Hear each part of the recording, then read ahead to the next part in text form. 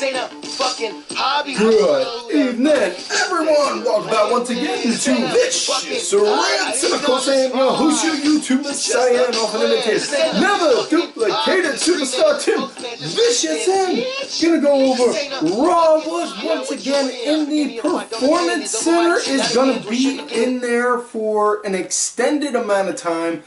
No exact time frame on it, because with all the shit that's going on, and information is going on by a day-by-day basis, and so, you know, until further notice, basically, it's going to be, Raw's going to be in the Performance Center. Raw, SmackDown, NXT, yeah, they're going to be in the Performance Center. So, it is what it is. This is the Go Home Raw to WrestleMania. Now, before we get into Raw, let's switch gears, talk about last week with the SmackDown Rewind. Last week's SmackDown, it became official. Otis is now going to go against Ziggler. And, you know, Mandy, she's kind of wooed and awed over by Ziggler, which, you know, I'm sitting there thinking now, okay, Dolph Ziggler's tastes in women are obviously a bit flaky because of the fact that he was running around with Amy Schumer. But that one aside, you think about it, he's kind of got a specific type. He was running around with Dana Brooke for a minute, and now he's going for Mandy. So, Amy, Dana, Mandy, obviously blondes right from the get-go. Once he dropped Amy Schumer, he started to develop a thing for super jacked chicks, which, well, I can't blame him.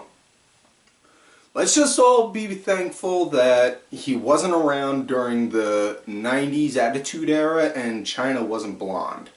Otherwise, whew, pretty sure we would have wound up hearing some very funky stories from them, if what I'm thinking is correct. Anyways, other than that, they laid down the groundwork. They laid down the final piece of groundwork, and it became official later on in this week's episode of Raw. Asuka and Kyrie are going to go against Bliss and Cross, and other than that, no real big hype and build up. They did announce that AJ came out, cut a promo, building up for their match, for his match against Taker.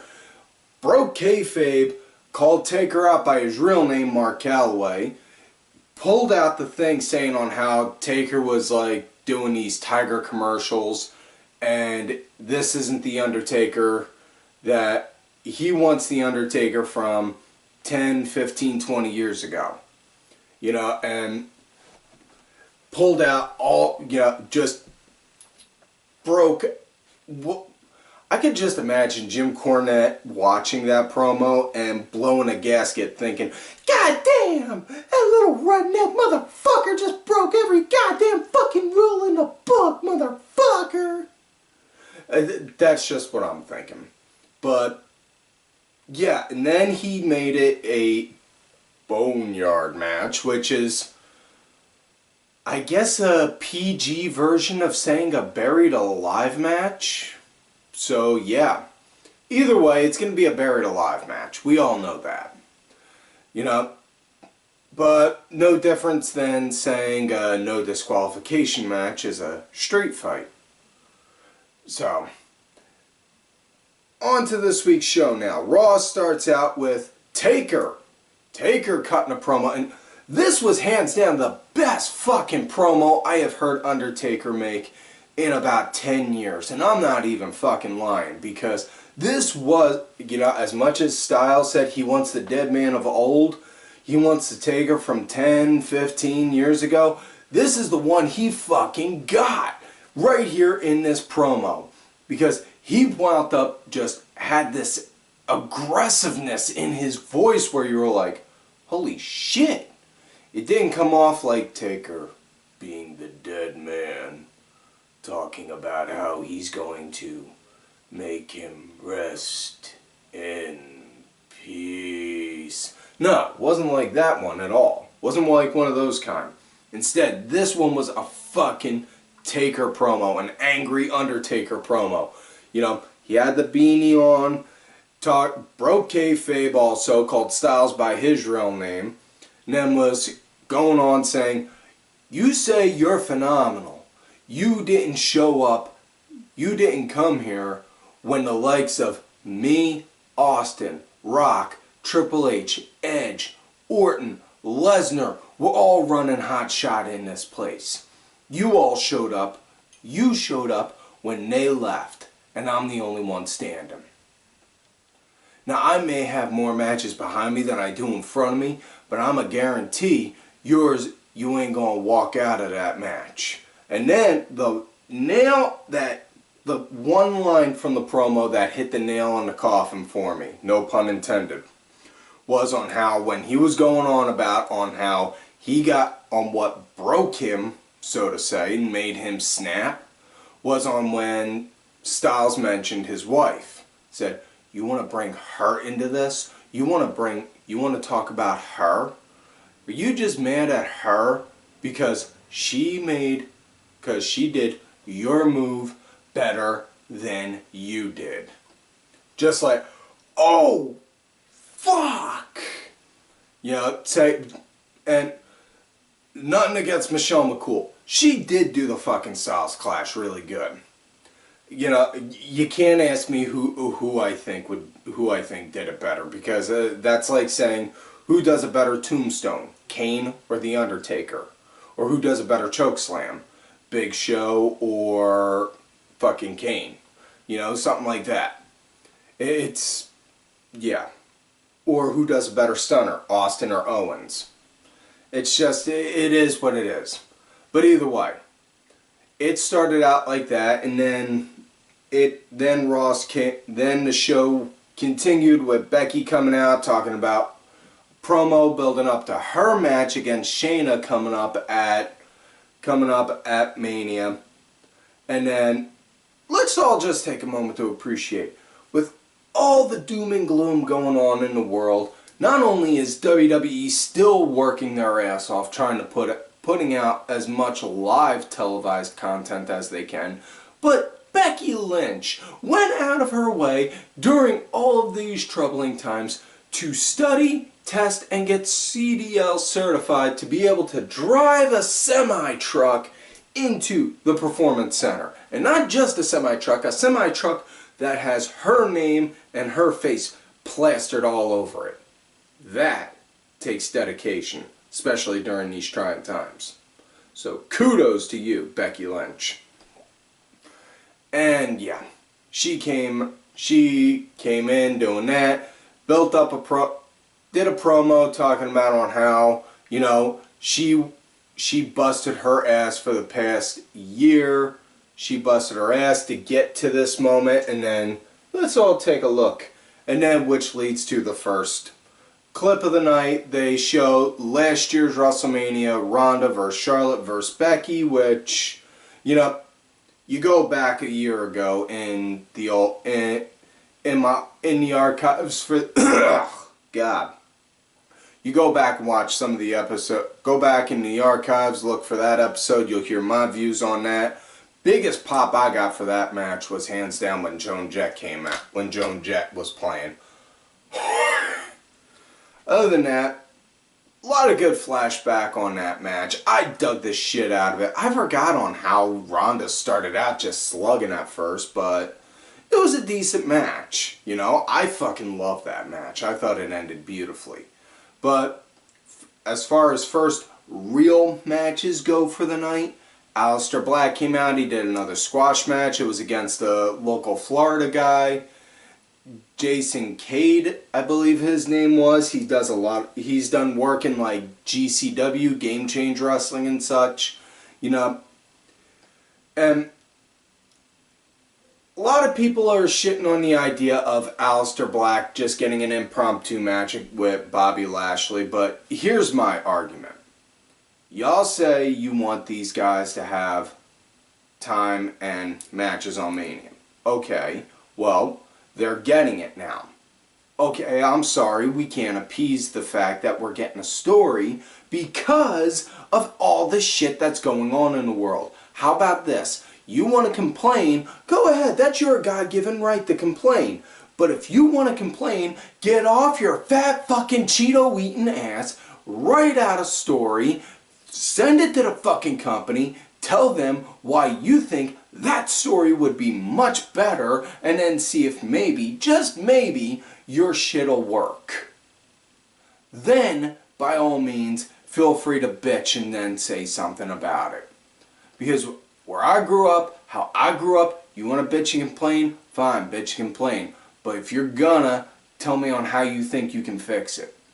And give me an actual logical reason, not just, well, don't do this, or, you know, if they did that. You know, give me an idea, give me an actual logical idea. So, either way, next matchup we got Trios match, Street Profits, Kevin Owens, scheduled to go against Angel Garza, Andrade, and Seth Rollins. Garza comes out with Zelina, and good God, Zelina Vega. Whew. Zelina Vega comes out, announces Andrade got a rib injury from last week's episode, so he's unable to compete not only tonight, but at WrestleMania. But given she is the talented businesswoman she is, she was able to find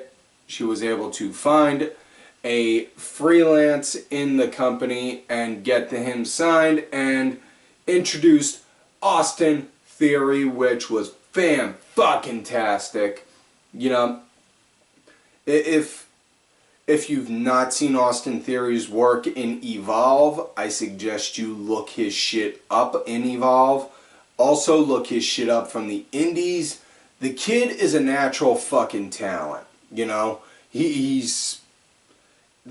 look at the kid, I mean, he's built like a fucking Greek god, and you could tell he's gonna go places. He's got talent, you know.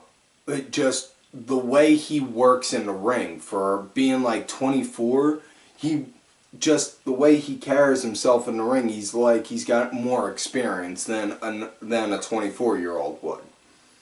But it's just, my God, it goes back to what I said before.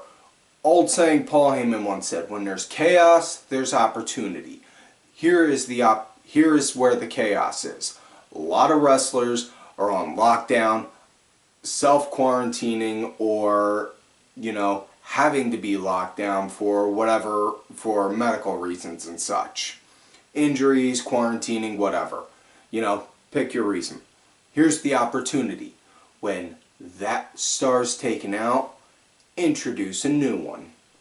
Let another guy get TV time. Let another guy get a chance to cut a promo. Let another guy get a chance to have a match. Let them have 5 minutes to shine instead of this guy. And this is what happened. Now, this really good match, it was a good solid match, you know. I really was impressed with the showing Theory had with the match, you know. Dawkins, he was the punching bag for the meat of the match. Owens got the hot tag, started clearing house. Montez Ford at one point went to go and do a tope over the top and missed Theory altogether, and you could hear this big loud thud of like that and him hitting a ramp, and just they showed the camera angle. Some people were saying on the Twitter that, you know, Theory was supposed to catch him or wasn't. Guys, the show just literally ended about maybe a fucking half hour ago by the time of this recording. There is no way shit like that could have gotten fucking out that fucking fast. For fuck's sake, chill the fuck out and calm the fuck down and quit acting like you're sucking Dave's dick. Quit acting like you're sucking Dave Meltzer's dick. Please. Sorry. When people do that kind of shit, I get hot real fast. Match came to an end.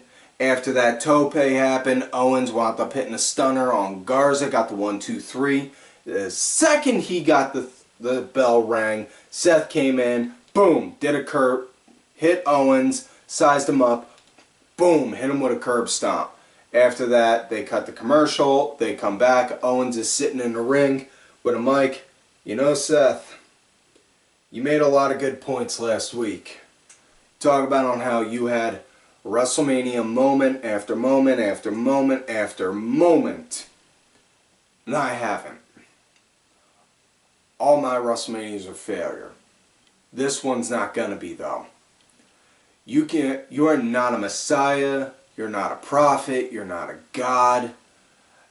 And this Sunday, or old habit, constantly thinking they're saying Sunday. My apologies. He said this Saturday, I am going to be the one to burn it down. So the way KO delivered that, well, then again, I have never seen Kevin Owens ever deliver a bad promo, but yeah. After that, then we get women's match, Asuka versus NXT's Kayden Carter. If you're not familiar with her, she first came onto the scene via the Mae Young Classic, and then was introduced into the NXT roster shortly after. Kayden Carter's going to be competing in this Wednesday coming up. Really good talent, both really good talents. Now, Asuka obviously got the win doing the Asuka lock, but excuse me. Don't worry, it's not one of those kind of coughs. But the big story for this was on how Asuka, she keeps building, on how they're building up with us for the Asuka and Kyrie against Alexa and Nikki at WrestleMania, which I'm all for. And then after that, Asuka then got onto the mic, cut a promo, and then went over to the commentary table, cut a promo using the commentator headset, and oh my god. When she starts getting talking angry and fast, it's just like, I don't care about a single word she's saying. I just fucking love every single second of it. Like, it's my future third ex-wife right there. Now, back to pressing matters. Final match of the night. There was a clip from this past Survivor Series. Rey Mysterio against Brock Lesnar. Really good, solid match. I dug the hell out of it when that happened. Really was impressed with, was seriously impressed with the way that Rey and his kid Dominic did that double 619 on Brock. I know apparently the kid wound up learning at Lance Storm's wrestling school before Lance closed it down to start working as a producer with the company. Either way, I hope the kid if the kid does get into the business, I hope he does good in it, and doesn't just wind up having that, oh, well, he's Rey Mysterio's kid kind of luggage with him. But most second gens are going to get that shit. But yeah. So that's that. After that, then we get Paul and Brock in the ring. My savior, Paul Heyman, cutting another beautiful promo, hyping up the match between Brock and McIntyre, saying on how this McIntyre is the right guy at the right place at the right time, but it is just not his time. And Brock Lesnar is a once-in-a-lifetime type athlete, because while McIntyre is an amazing athlete, so was The Rock. And Brock Lesnar completely destroyed The Rock on his first time meeting up. Then he destroyed the likes of Hulk Hogan, Ric Flair, Triple H, John Cena, John Cena, Undertaker, and so on. And, when you look over the resume, and keep in mind, Brock Lesnar's first run in WWE was only 2 years. You look over that 2-year span of all the guys whose asses he kicked, that's a pretty damn impressive list of talent he worked with. Most notably, hands down, gotta be Kurt Angle, fucking Big Show, Taker, you know? And of course you can't, the match between him and Hulk Hogan is like permanently burnt into my brain. But, you know, and then it ended with Paul saying that this isn't a prediction, this isn't a spoiler, this is just a goddamn guarantee. And I'm paraphrasing, mind you. But he said, this is a guarantee. This time next year, at the go-home show to WrestleMania, Brock Lesnar is going to be your reigning, defending WWE Heavyweight Champion. And I am going to be talking about on how Drew McIntyre got his ass kicked. End of sequence, fade to black, that was it. All in all, I gotta tell you, you know, as much as I miss the lack of crowd, I like the way the show's being produced right now, with the way they're showing the content. It's a good way. But yeah, so that is it for this week's show, folks. So don't forget to like the video, subscribe to the channel, go back and watch some of the other episodes. Big thank you to contributor of the show, LFC Laundry Fighting Championship. Fuck you, coronavirus. Fuck you, coronavirus, for taking the one MMA show that I absolutely like and making them have to postpone and cancel their shows. There are a little bit of wrestling, there are a little bit of MMA, and a whole lot of attractive women wearing a little bit of nothing altogether. Check their website out, download some of their content and help support them. Also, thank you to my executive producer Ali Rewind Ben, who did help provide the music for this week's show. Make sure y'all check his music out. It's out there on iTunes, Spotify, and such. Details are down below. Also, you want one of these Ali Rewind shirts? Hit me up and I'll talk to the man for you. Show me some love and support.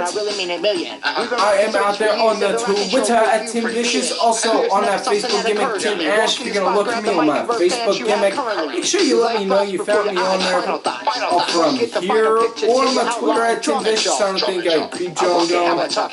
Also, folks, don't forget to follow these cool ass cats right here on the Twitter. Asshole Mulligan, Kenny Killer, DSB_IV, Diabolica RA, and Sergeant Curry Pants. And folks, like I always tell y'all, you love me great, you hate me. I don't know who the fuck you think that you're playing with.